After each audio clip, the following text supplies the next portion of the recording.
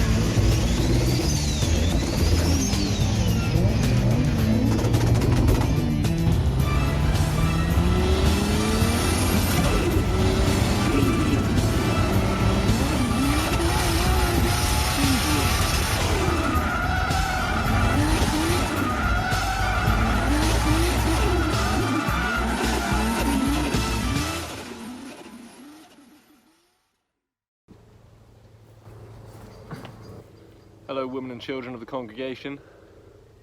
Welcome back to Church Report. It's a brand new season. Got a bunch of new churches lined up. A couple things have changed, but not much really. We've got a new car, courtesy of the Church of England. They sponsored our videos finally. Without further ado, let's go and have a look at our first church.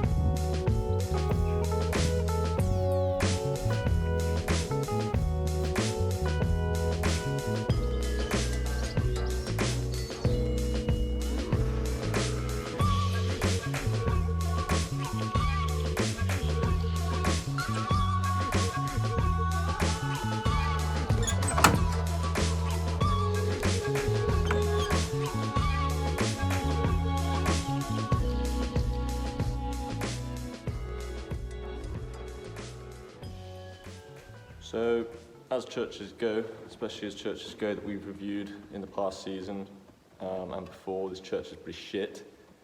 Easily the worst church ever. Yeah, it's pretty boring. There's not a lot going on in here. It's just kind of a bog standard ass church.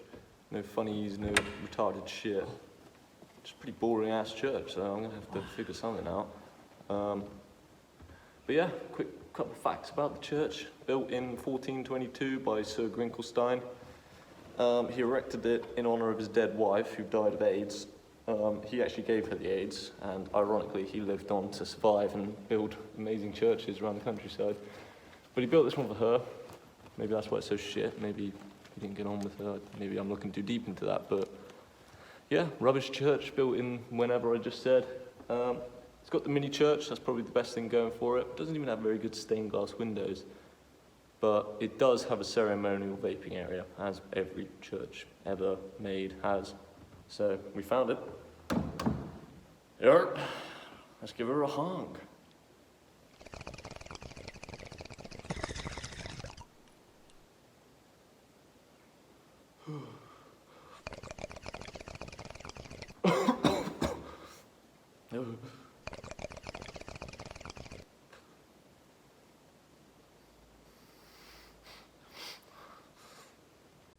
Dude, I may have just found the best thing about this church yet.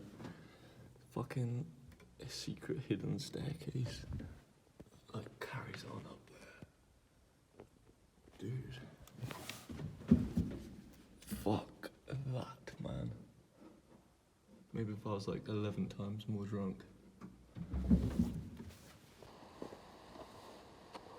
Right, so this episode we've been really lucky because we've managed to get a exclusive interview with a local councilman. He works on the parish council board. He's quite a reputable figure, knows his stuff about churches, and we've managed to get an interview with him tonight. So we're going to go and we're going to have a little talk with him about the local churches, see what he can tell us. Get any intellectual insights into some of the architecture. And probably drink quite a few beers. So yeah.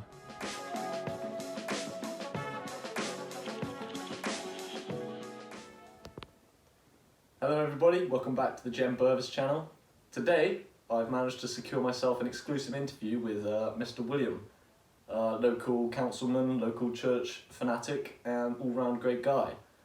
So Mr. William, my first question to you for today is just going to be a warm-up question to get the juices flowing. Rightio. Have you ever put a camel's balls in your mouth? That's not sort of question. It is indeed. Well, short and boring answer, no. It's never really come up in my life. Don't think I've ever actually seen a camel face to face, to be honest. No? No. Okay. No, that's fair enough. I don't think I've ever done that either. Well, to lead up, obviously we're talking about the Five-Head Church today, as you would have seen when this video comes out. So William, can you quickly run me through some of the basic architectural points on the church? When was it made? Who was it made by? What style is it made in, basically? Right, well, it's a fairly classic Somerset church. It's of local stone. I believe in Fivehead's case, blue lias with hamstone dressings. Origins are 13th century, but again, as with many Somerset churches, has many perpendicular alterations of 14th and 15th century origin. Yeah. Have you been there before, or is this just purely from memory, or...? I've only been in it once, and that was a year or two ago now, but I've passed by it a fair few times. Yeah.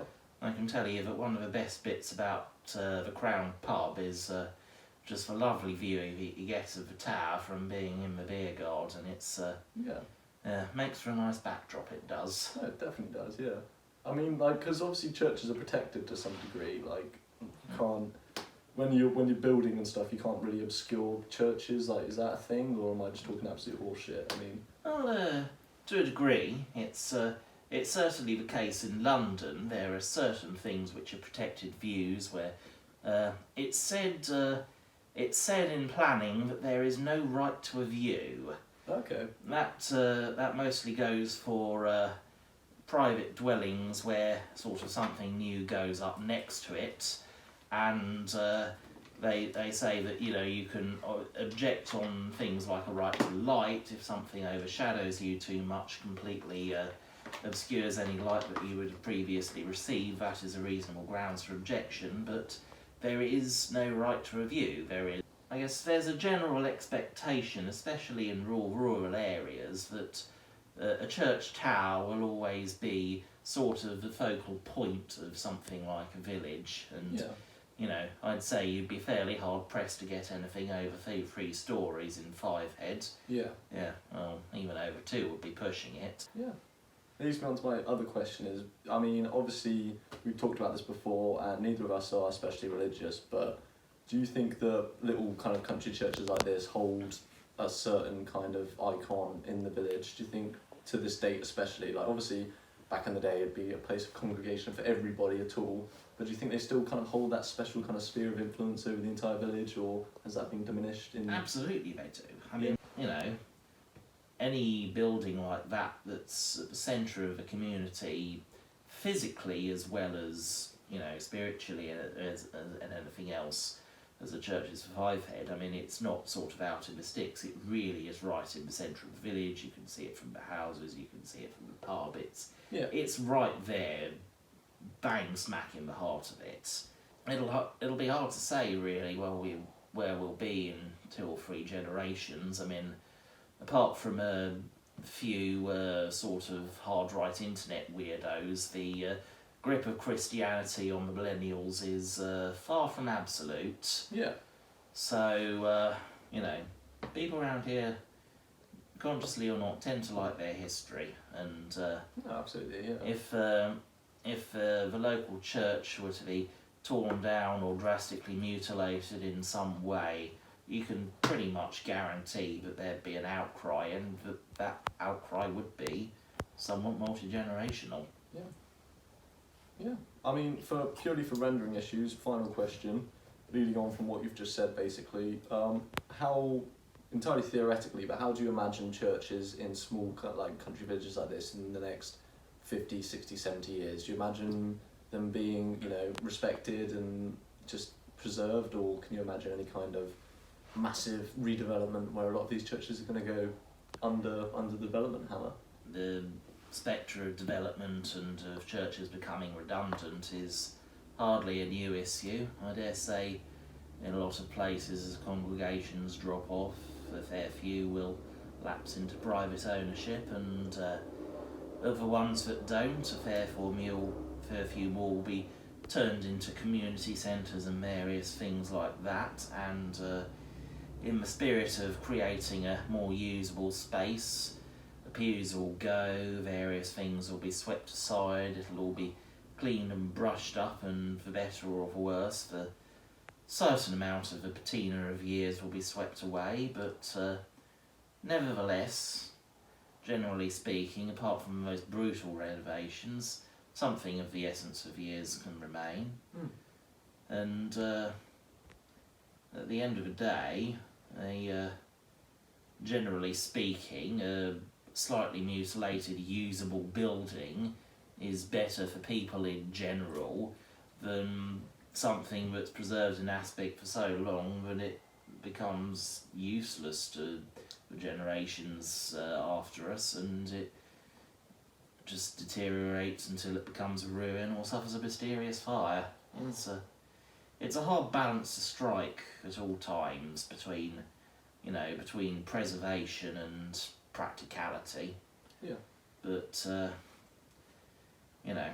I like to think that there's always a way to keep places practical and usable while retaining something of the spirit of what they are and what they were. Certain special numinous atmosphere that, something like a cafe with retractable seating just never quite grasps. No, absolutely. Well, I think that pretty much hit the nail on the head for me. Thank you very much, Will, for coming on the Jem Burvis channel. I appreciate it a lot. My pleasure. Well, thank you very much.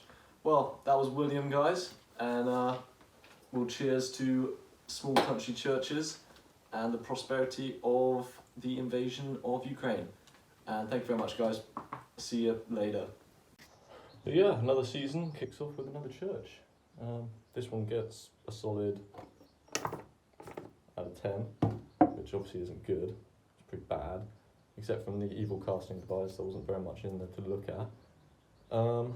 But fear not, we'll be back with many more churches. I have many episodes planned this season, so should be good, should be interesting. Yeah, stay tuned really.